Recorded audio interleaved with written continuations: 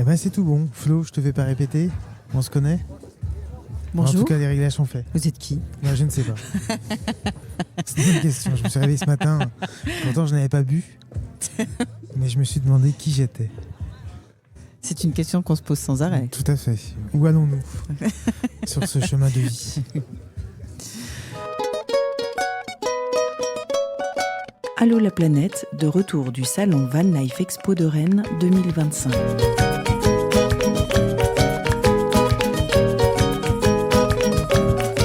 Eh bien bonjour, bienvenue. Le studio de la web radio de voyage Allô la planète est installé au Van Life Expo de Rennes les 12 et 13 avril. Donc 2 journées pour parler de van, d'aménagement, de voyage, de camping-car, pour vous camping-car américain.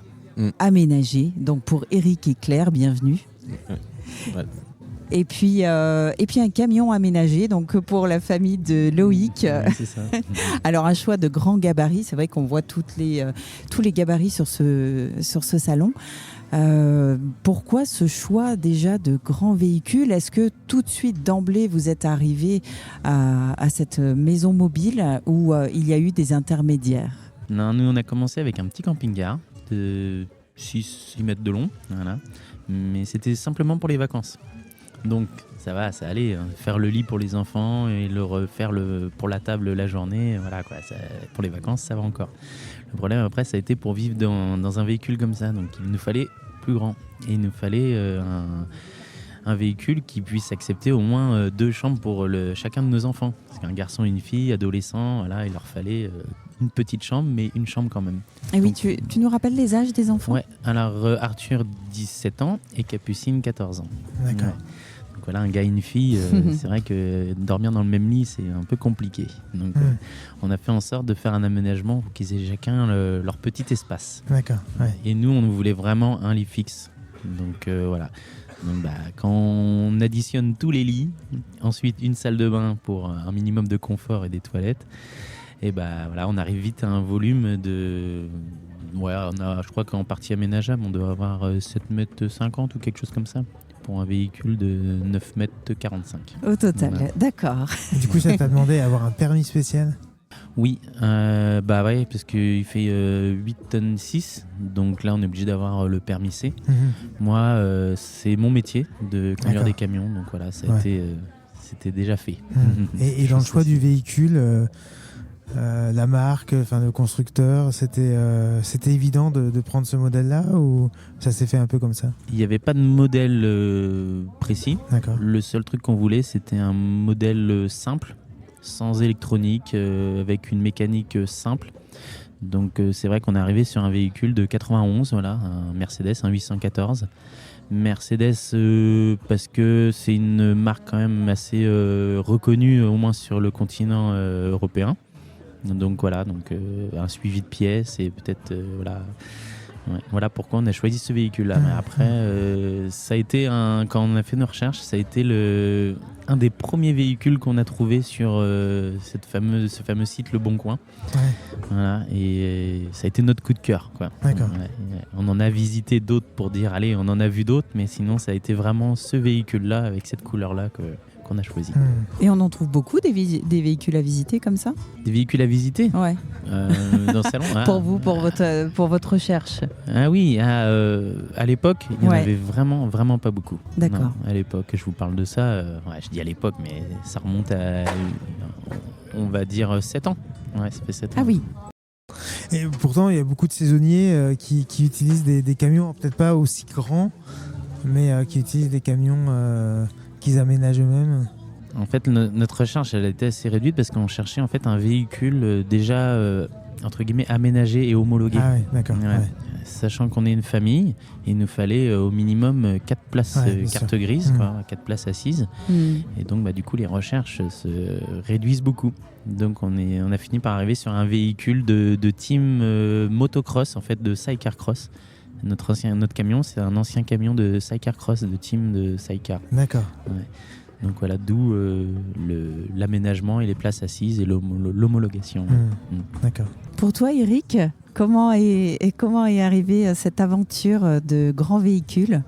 Ouais, en fait, nous, on n'est que 2. Les enfants sont partis déjà. Et bon, on avait expérimenté plusieurs sortes de véhicules, camions d'expédition, vannes, etc. Et puis, voulant être notre maison, on s'est dit aussi que on voulait du confort, quoi. On prend de l'âge et on s'est dit, et puis on aime bien tout ce qui est un peu démesuré, sympa, enfin exceptionnel, différent. Voilà. Donc ce camping-car américain nous correspondait.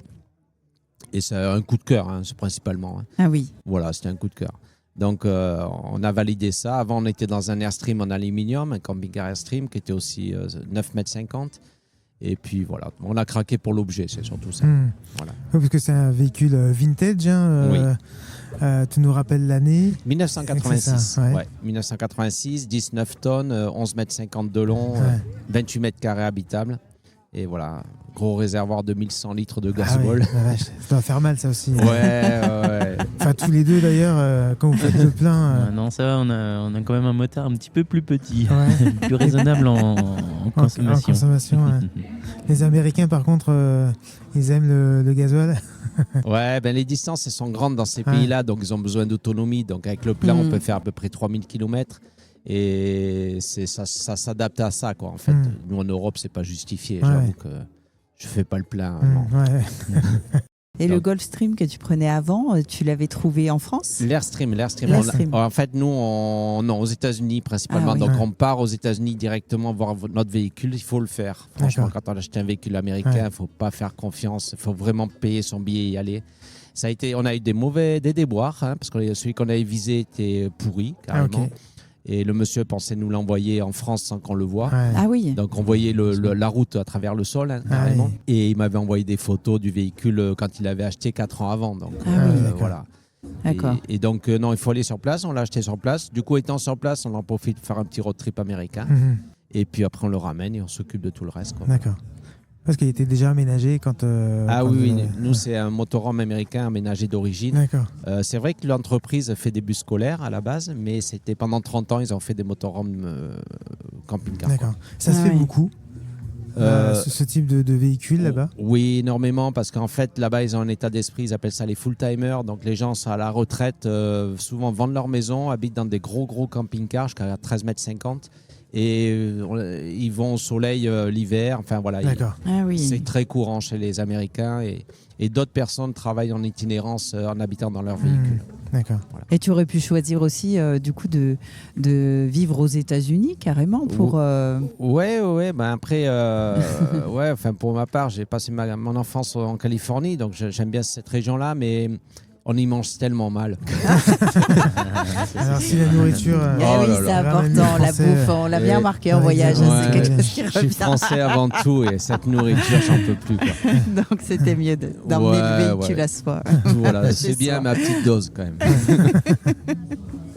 Et à petite dose, tu y vas souvent ou... Oui, on y va souvent avec ma femme. On a un visa qui nous permet de rester 6 mois par an. D'accord. Donc on y va et on aime bien. Et tout, voilà.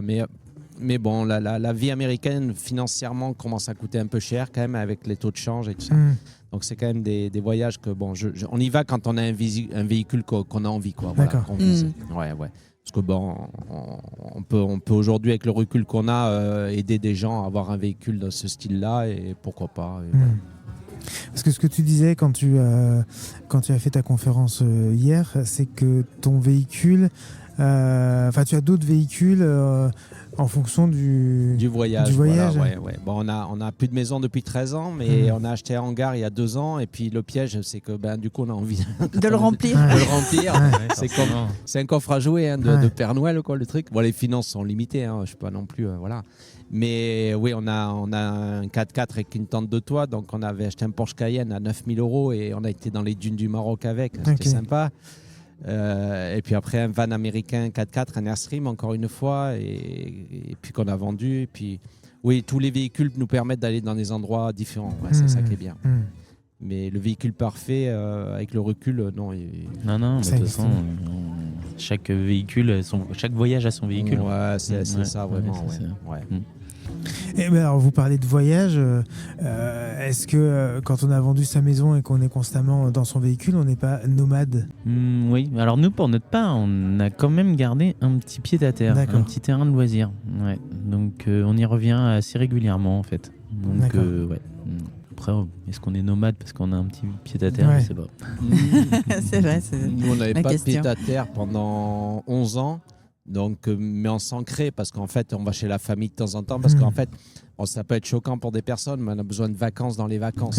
Exactement. Ouais, ouais. Ah. Ah oui. C'est fatigant de voyager Ouais. tout le temps parce que Passer les frontières. Je sais que nous, des fois, quand on passe les pays des Balkans, il y a beaucoup de frontières, beaucoup de langues à réapprendre, beaucoup de choses à connaître et tout ça. Et c'est très fatigant. Ouais. Ouais, ça peut paraître bizarre pour certains qui ont du mal à avoir des vacances, mais nous, Vinciane, quand on était au Maroc, elle a dit là, stop, on arrête. Ah oui. On va se mettre dans un camping et puis pendant une semaine, on va fait se rien. reposer. On fait rien. Ah ouais. on cherchait des Exactement. bivouacs tous les soirs, on c'est- cherchait c'est de ça, l'eau, de l'eau. savoir où on va faire nos services. Voilà, la météo qui change, les endroits où il y a du bruit et tout ça. Ouais. C'est très, ouais, ça peut, ouais, c'est vrai. Des fois, ça fait du bien de lâcher la clé de contact, de la jeter dans un tiroir et de plus la toucher pendant 15 jours. Ouais, c'est ça. Ouais. Ils sont en train de regretter d'avoir vendu leur maison. Non. Ah. Non, par contre, au bout d'une semaine, il faut redémarrer. Ouais. Oui, Du oui, moins oui. pour notre Ah part. ouais. Ah oui, c'est petite pause. Ouais. Ah non. Non, enfin, nos maisons, personnellement, ça fait 13 ans que ça me manque pas du tout, mais pas du tout.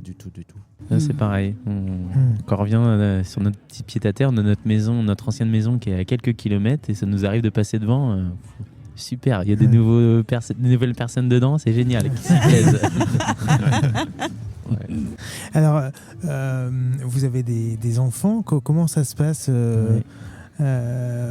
l'école, dans le camion, quand vous voyagez? Et l'école, ouais. Alors on garde toujours. Voilà, il y a plusieurs sortes de. On fait l'école à la maison, mais là nous, ouais, c'est tous les jours, 2 heures par jour, de 10h à midi. Hop, il y a l'école. Voilà, on passe pas à côté. Bon, ça peut arriver des fois ils sont avec des copains, hop, on décale. Voilà, ils en font un peu plus avant ou un peu moins après. Ouais. Et on veut vraiment garder toujours un enseignement. Donc on fait nous ce qu'on appelle l'IEF. Voilà, on passe pas par le CNEG ou quoi que ce soit. On a des supports, c'est l'école de Méni et Noé. Enfin voilà, franchement il y a plusieurs applications, plusieurs supports pour justement tout ça, quoi. Et avant c'était bien, on était déclaré en IEF, donc on avait le contrôle tous les ans. D'accord.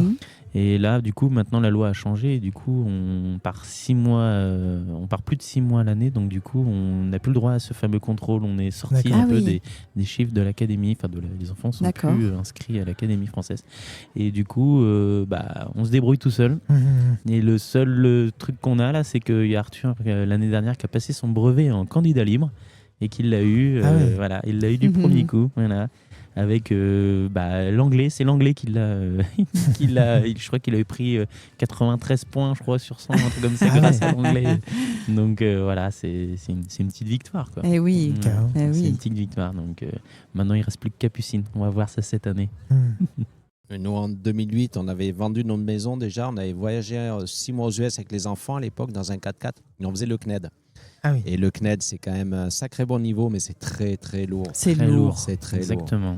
Donc, c'est une belle solution. Heureusement qu'elle existe. Mais alors, c'est une demi-journée de travaux tous les jours. Ouais. Quand on est à Monument de Vallée, apprendre les fractions à ses enfants, on a envie de faire autre chose. Exactement. C'est sûr. Et il y a beaucoup de choses à découvrir derrière la vitre du camion. Ouais. Et eux, ils le vivent comment, du coup, ça, les enfants? Alors Arthur, Arthur, il en est très conscient parce que du coup, ça y arrive de prendre la route avec moi à côté. Et il me dit des fois, papa, tu te rends compte là, on est en train de vivre des trucs uniques, quoi. Enfin, il y en a qui voient pas tout ça, quoi. Et Capucine, un peu plus jeune, ouais. Les copines, les le copains. spot, il est nul et tout ça. Ouais, enfin, t'as quand même une plage couleur azur devant toi. Ouais, donc ça dépend. Oui. Voilà, ça dépend. Ouais. Ouais. Après, Capucine, un skatepark, c'est le top. Je peux faire du Eh vélo oui. et tout ça, c'est génial. Voilà.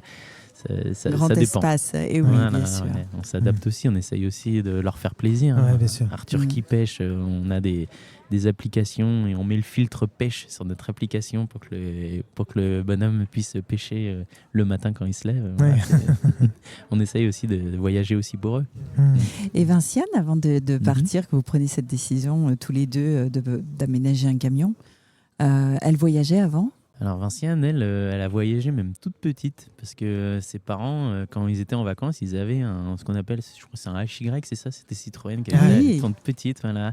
Elle est enfant ils avaient 3 enfants, elle a 3 frères et sœurs, et du coup ils voyageaient comme ça en famille avec un HY. Elle a toujours connu les fourgons aménagés, les combis, les transporteurs, les Californiens. Ouais, Vinciane, oui, donc ouais. elle était comme Pendant toi les vacances. finalement. Ouais, voilà. Enfin, moi c'était La vraiment décision, le camion. Moi, ouais. Moi, étant petit, moi je rêvais de fêtes foraines, de cirque. Ouais, voilà. oui. Moi c'était les camions, le cirque, de monter un stand, de repartir dans une autre ville. Voilà, ça a été mon rêve. Donc c'était vraiment le rêve d'enfant réalisé là. Ouais, d'aménager un camion et de vivre dedans. Ouais, c'est clair, carrément. Et Sylvie, elle voyageait avant? Ah non, Sylvie, on s'est connus, elle avait 15 ans, moi 19. Et non, elle, au contraire, à part la Corse, avec ses parents, une caravane, tous les étés, mais non, ils ne voyageaient pas beaucoup. Et moi, mes parents, ils voyageaient beaucoup. 4L de Norvège jusqu'au Maroc avec une caravane pliante derrière. Ouais. Des trucs comme ça. C'est pour ça que quand j'entends mes gosses, il n'y a pas la clim. Ouais. Mais ouais, après, on n'a pas besoin d'avoir voyagé avant pour avoir envie de voyager. Mais oui, ça nous fait moins peur, c'est clair, quand on l'a fait. Et d'ailleurs, ta fille qui est sur le salon a aménagé avec son copain un grand van d'ailleurs. Ouais, les enfants, pour notre part, on a déménagé 35 fois dans la vie, donc ils ont appris à être instables. Et c'est vrai que le mode voyage, elle avait envie, mais par contre, notre fils qui adorait voyager avec nous avant, lui, il est plan. Après, il est tout seul. Et voyager, ce qui est important, c'est quand on est en couple, on a envie de le faire, ça aide beaucoup. Voyager seul, c'est peut-être différent. C'est différent, je dirais. Ouais, voilà, il y a ça aussi. Ouais. Après, on fait beaucoup de rencontres aussi sur la route. Oui.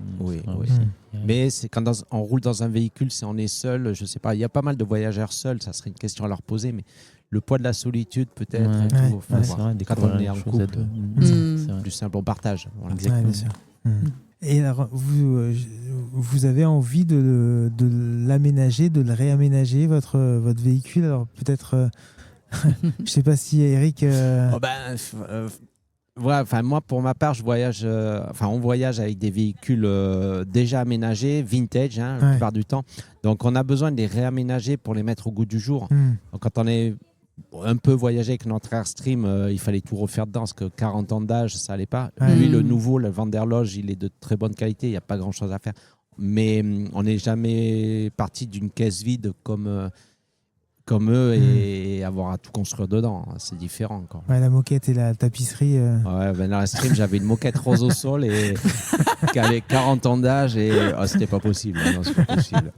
Donc, non, il y a des bases. Ça choque avec l'extérieur. Non, et puis bon, en image, il y a des choses, mais il y a l'odeur et le collage sous les pieds quand on marchait. Enfin, bon, là, il faut faire des travaux. Voilà. Et puis, ça fait partie du voyage, je trouve. C'est sympa de préparer son véhicule avant de voyager parce que c'est excitant, ça aussi, quand même. Ouais. C'est l'aventure avant l'aventure. Ouais. Puis on le fait à notre image, on l'imagine. Et puis après, de l'utiliser en voyage, c'est la récompense. C'est bien. Après, et alors, toujours prêt à démonter, à remonter, à changer pas chez nous. La peinture. Pas chez nous. C'est vrai que non, nous on a toujours eu que ce véhicule-là et toujours cet aménagement-là. D'accord. Bon, ça arrive de faire des petites modifications, mais vraiment très très minimes, quoi. Non, on n'est pas. Je suis le seul en fait. C'est vrai que les enfants et puis Vinciane aimeraient bien changer l'aménagement, machin et tout ça. Si on mettait la cuisine au fond. Voilà, c'est ça. Un salon, un canapé, machin et tout ça. Le truc, c'est qu'on habite dans des espaces confinés pour la plupart des gens. Et moi, personnellement, quand je suis dans mon véhicule, je regarde tous les petits détails à droite, à gauche et je porte pas qu'un machin. Parce qu'on voit que ça après. Une maison, c'est tellement grand que. Et là, dans nos petits machins, on est là, des fois, il pleut pendant 10 jours. Et tiens, ça, je le ferais bien différent. Ah oui. Ouais, pas trop. Enfin, moi pas trop. Enfin, en fait, sur la route, j'ai pas trop le temps. Quoi, en fait. Rien m'occupe, moi, sur la route. Donc, faire un aménagement sur la route, non, c'est pas au programme. J'ai pas ça dans mon emploi du temps. Alors, je me suis retrouvé aux États-Unis à changer le toilette du van sur un parking de supermarché. À faire des Ah choses. oui. Ouais, ça arrivait. Oui. Les toilettes fuyaient. Ah oui, Ah oui, t'as pas le choix. Du coup, on s'arrête Effectivement. devant un magasin de bricolage. On fait tout ça sur le parking. Changer la gazinière sur un parking, j'ai fait aussi. Ah oui. Donc, On a fait un frigidaire aussi. Ah ouais. Frigidaire Trémis qui tombe en panne. Il faisait 15 degrés dans le frigidaire. Il faisait même meilleur Ah à ouais. l'extérieur. Allez hop, on achète un frigidaire en Grèce. Et puis voilà. Ouais. Il faut quand même avoir des notions de bricolage quand on a des véhicules ouais. comme ça. Ah bah oui, ou alors il faut s'y mettre. Ouais. Ouais. Ouais, parce que moi, franchement, avant ça, avant le camion, je savais pas planter un clou. Ou alors quand Ok. je plantais un clou dans un mur, il fallait faire un porte-manteau de l'autre côté. Ah oui, d'accord. Voilà, c'était un peu ça. Ah, ouais, d'accord. non, c'était une Ah oui, catastrophe. donc tu as catastrophe. tout appris. Ouais, j'ai tout appris. Et j'ai très mon bon père tuto. qui était toujours là pour m'aider dès que j'avais besoin d'un coup de main et tout ça. Et quand on lui a annoncé le projet camion, oula, ça a été autre chose. Et du coup, j'ai pas eu de coup de main de papa. Ah oui. Non. Tu te débrouilles tout seul avec tes trucs là. Et je veux pas en Quelle entendre drôle parler. d'idée. Ouais. Ah ouais. Et puis en fait, au bout d'un an de voyage, ah bah non, en fait, c'est trop bien votre truc et tout ça. Et puis maintenant, je le remercie de pas m'avoir donné un coup de main parce que j'ai la fierté d'avoir fait ça tout seul comme un grand Ouais, et d'avoir d'apprendre. appris tout seul. Voilà. Ouais. Donc je le remercie. Ouais, il faut quand même être un peu polyvalent. Et puis aujourd'hui, avec YouTube, on peut se débrouiller. Il y a des tutos, l'Internet aide beaucoup. Mm. Mais quand il n'y avait pas Internet, c'était un peu plus compliqué de se débrouiller. Il n'y avait pas de tous ces salons de van, ça n'existait pas. Mais heureusement que c'est là aujourd'hui. Et là, justement, aujourd'hui, enfin, sur ces 2 jours, vous avez été voir ce qui existait, quel pourrait être je sais pas, enfin, du matériel ou des améliorations que vous pourriez faire grâce à ce qui est exposé là. Ouais, moi j'aime bien parce que sur les véhicules anciens, du coup, il faut remettre au goût du jour souvent, au niveau électricité surtout. Mm. Donc c'est toujours bien, les panneaux solaires, les chargeurs, les batteries lithium, tout ça, c'est c'est toujours bien parce qu'on habite dans nos véhicules, donc il faut quand même le confort s'améliore grâce à ces appareils. Ah oui, on s'intéresse beaucoup et puis on est curieux quand Ouais, on puis est... ça évolue vite. Hein. Oui. Quand on voit nous notre aménagement solaire qui a 7 ans, ça n'a plus rien à voir que ce qu'on avait commencé à faire. Ah oui. Oui. Ah bah oui, nous on a rajouté des panneaux, on avait des simples MPPT entre guillemets pas chers. Mhm. Et là on voit maintenant les rendements, tout ça, les panneaux solaires qui ont vachement diminué, qu'on pourrait avoir 2 fois plus avec la même superficie de panneaux solaires. Ouais. Même les traitements d'eau des cuves, aujourd'hui on peut boire l'eau des cuves sans problème avec les osmoseurs qui se réduisent de plus en plus, etc. Donc tout est fait pour quand même simplifier la vie à bord. Quoi. Ouais. Non, c'est important. Et au niveau de l'eau, vous avez des grandes cuves? Alors nous, pour notre part, on a 500 litres Ah d'eau. oui. Ouais, on Ouais, tient une une bonne semaine. Ouais, on tient une semaine, nous, en prenant des douches tous les soirs, en faisant 2 machines une machine tous les 2 jours. D'accord. Voilà, à peu près. Ouais. C'est à Nous, peu près pour ça. un véhicule de 86, on a 400 litres d'eau. Mais là, on bat tous les records. On a 380 litres d'eau noire. Ah ouais. Ah oui. Oui. Donc, 380 litres d'eau grise. Donc, les Américains, vu ce qu'ils mangent, ils avaient besoin de grosses cuves à eau noire. Ah oui. Et non, on est bien. Ouais, les capacités sur les gros véhicules. Et puis, bon, après, dans le van 4x4, j'avais 70 litres d'eau douce. Et là, ça fait bizarre. Mais quoi qu'il en soit, quand même les grosses capacités, il faut gérer le volume d'eau. Oui. Quand même. Faut pas croire. Oui. Ah non. Quand on prend des douches, nous, on a regardé une fois, parce que des fois, ça arrive, on met des seaux justement à l'eau usée pour pouvoir la vider aussitôt. Quand on s'aperçoit qu'une douche a fait 5 litres, on dit waouh, on faisait pas ça à la oui. maison. Enfin, on entend de temps en temps des gens qui pensent qu'au niveau pollution, etc., on n'est pas bon, mais en fin de compte, sans défendre notre style de vie, je pense que c'est plutôt le contraire. Parce qu'on est à l'énergie solaire, l'eau, on apprend à la gérer, on n'achète pas parce que les placards sont tout petits, donc on ne peut pas faire des achats comme on veut. Moi, j'ai acheté une paire de tennis hier, je sais qu'elle va faire 2 ans, quoi. J'aurai toujours la même, quoi. Et après, c'est notre style de vie, quoi. Oui. On consomme nettement moins, ça c'est clair. Oui, déjà quand on produit déjà notre propre énergie, on y fait attention. Ouais, On y fait attention. On n'allume pas le PC n'importe quand, on n'allume pas. Oui. Voilà, ça. On fait très attention. L'eau, quand on va dans certains pays comme le Maroc et tout ça, que l'eau a du mal à couler ou qu'on a du mal à en avoir, en fait, on fait très attention à l'eau. Ouais. Alors justement, l'eau, dans des pays comme le Maroc, mais aussi l'hiver, comment vous arrivez à en trouver, à moins que vous partiez dans des pays, chauds où on a... Mais nous, par exemple, on s'est trouvé en Italie au mois de février, pas d'eau. Alors, c'est vrai, ça nous est arrivé aussi, les robinets gelés, les hivernages et tout ça. Oui. Bah voilà, quand on voyage, on s'adapte toujours, on est toujours en train de s'adapter. Les pompiers sont sympas, ils ont toujours de l'eau. Voilà. Les stations-service aussi sont sympas. Les employés municipaux, ils ont toujours de l'eau. Voilà, c'est ça, faut toujours s'adapter. Les cimetières, Ah ouais, c'est pas mal. on trouve. Après, nous, pour notre part, on a une pompe. Voilà, on a une pompe pour une rivière avec des filtres pour dépanner. Voilà, on s'adapte. Ouais. D'accord. Moi, en Finlande, je me suis trouvé en hiver, début d'hiver en Finlande, tout était hiverné, il n'y avait plus d'eau, tout. Et là, c'était les pompiers, on n'avait pas trop de choix. Il n'y avait qu'eux qui pouvaient me filer de l'eau, quoi. Ouais, on s'adapte. Et puis du coup, on fait beaucoup plus gaffe à nos consommations, ça c'est clair. Et puis, vous avez des grands réservoirs aussi. Donc, du coup, ça vous permet d'anticiper, de prévoir et vous adapter. Mais en même temps, quand j'entends que vous avez des filtres, ça veut dire que vous anticipez même... vous êtes déjà passé par là et du coup, vous avez acheté ce qu'il fallait pour éviter que ça se renouvelle. Quand on a des mésaventures, on fait en sorte que ça ne se reproduise pas, c'est vrai. Quand on remplit au Maroc de l'eau à un robinet avec des bidons transparents et qu'on s'aperçoit qu'il y a des larves dedans, je suis en train de mettre ça dans mes cuves. Voilà, on arrive vite à mettre des filtres avant. Au Maroc, c'est...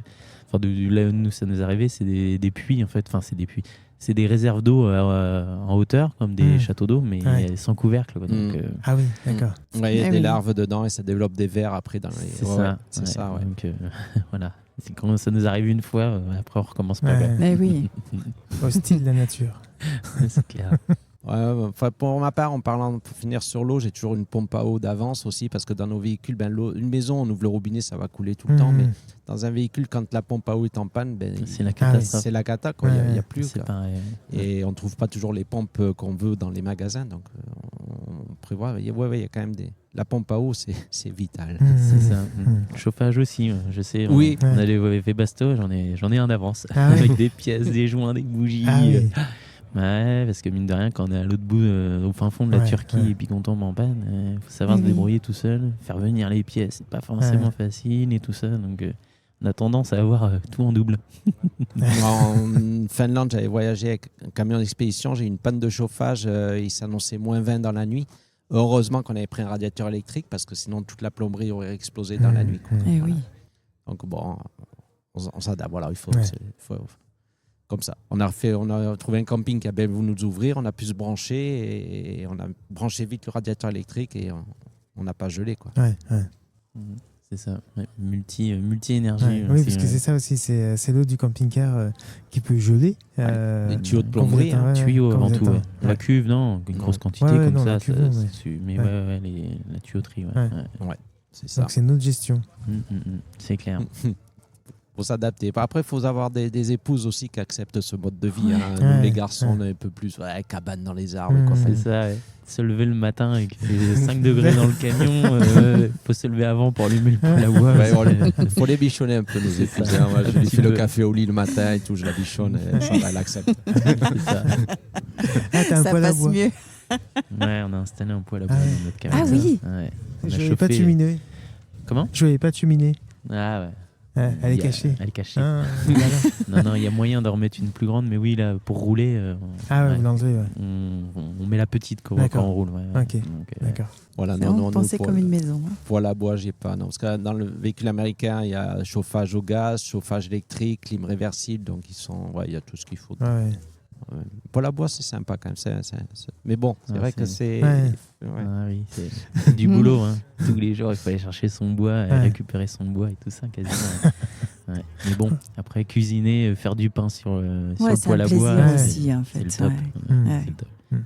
Après, un sujet qu'on est tous d'accord que vous n'avez pas soulevé, c'est le toilette. Dans les, dans les véhicules, le mode toilette, on a tous des recettes différentes, des toilettes secs, des toilettes pas secs, des toilettes qui tournent, des toilettes à gravité comme on a. Enfin voilà, c'est des sujets un peu problèmes. Voilà, c'est ça.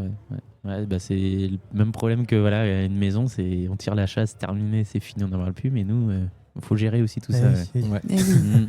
C'est ça. Ouais. Dans la nature, un Flo. Ça, c'est Instagrammable, comme ils disent, mais c'est pas tout le temps. C'est pas le genre de truc qu'on voit sur Insta, tout ça. Alors c'est vrai que pour nous, notre petite expérience, on les utilise pas, ou le moins possible, Mm. et on va dans la nature. Ouais, voilà.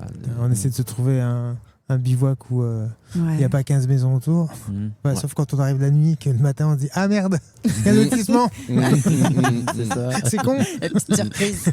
vite un bar, un café. Ouais. Bah, pour l'histoire, ma fille et mon gendre, leur premier fourgon, ils n'avaient pas de toilette du tout dedans. Et au début de leur voyage, fermant, ils nous sortent une pelle US. Ils disent c'est ça le toilette. Je dis, ah ouais. et en fait, ma fille a fait une infection urinaire. Elle a fini aux urgences parce oui. qu'à force de se retenir et tout ça. Mm. Et aujourd'hui, dans leur nouveau van, ils ont construit le van autour du toilette. Quoi. Ah, ouais, Voilà. ouais. Ah oui. Ce matin, quelqu'un aménageait son van autour du frigo.